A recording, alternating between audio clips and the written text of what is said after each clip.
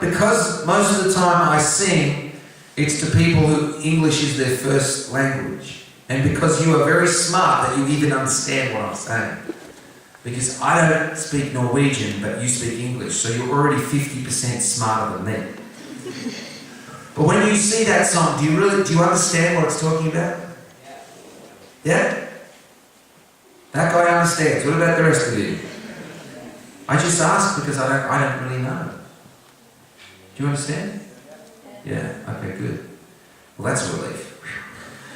This next song is called All Right, and I wrote it after my dad called me.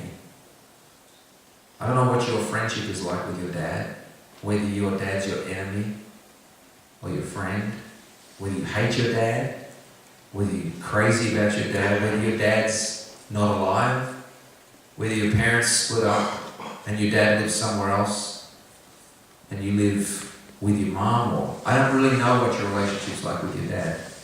But I can tell you this, your relationship with your dad is a big deal. Whether you like it or not, it's a big deal. And if your relationship is good with your dad, life is better. And if your relationship with your dad sucks, life is not as good. I don't know why it's that way, it just is that way. So when I was younger, my relationship with my dad was terrible. We used to fight all the time. And he was really an angry guy, and he used to beat me up.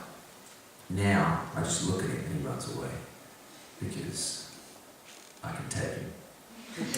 But now my dad and I are friends. But I remember one day, I said to my dad when I was 25, for some of you that seems old, for me that seems really young. When I was 25, I said to my dad, we need to go for a walk. And he said, why? I said, because we're not really friends. And he goes, yes we are. I go, no we're not. I said, we've got all this stuff that we've never said. We've got all this stuff that's underneath that we've never actually said out loud. And I said, so I want to go for a walk and I want to say everything we want to say. You say whatever you want. And he goes, will you listen? I go, yes. And he goes, I don't believe it. And I said, I believe in miracles. I'll listen. And so my dad started. He said, well, like what? How do I start? And I said, just tell me anything you have a problem with, even if it's little or big. Even if you have to make me cry or if you have to get angry to say it, it doesn't matter. Just let's get it out. So he took 2.5 hours. We walked. And he said things like, you borrow something and you never put it back. Drives me crazy. I said, Dad, I'm sorry, it's bad. He said, yeah. And then he got on a bit of a roll. And he said something like, because my dad's a Baptist minister, he said, you don't respect the way I see Jesus. You call me religious and too straight down the line. And I said, yeah, Dad, I'm sorry. It's not respectful to do that. And he was finished. And his face was kind of red and he was sweating a little bit because my dad doesn't find it very easy to say these things. And then I talked for 4 hours.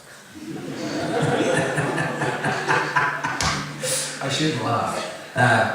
But in the end, it was dark. It was dark. We walked for 6 hours. And we ended up back in his office. And I wanted to tell my dad, Dad, I love you. But I couldn't, the words were like here. I couldn't get them out. I was too proud to say, Dad, I just want you to know I love you. But the minute I said them, all these tears came out. And I ended as a 25-year-old, I was sitting in his lap like a little baby crying for about half an hour. And all the grief and all the sadness came out. It took about 10 years after that for us to really become friends. But now I can say my dad is one of my best friends. And when I'm with him, he doesn't feel like my dad, he just feels like a great friend. And so last year, he called me. And he knew I was going through a really hard time. And he called me and said, how you doing, son? And I said, not very good. And he said, okay. And then I told him about everything.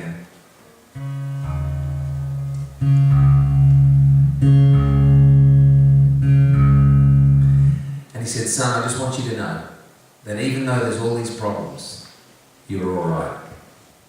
You're all right, and you're my boy.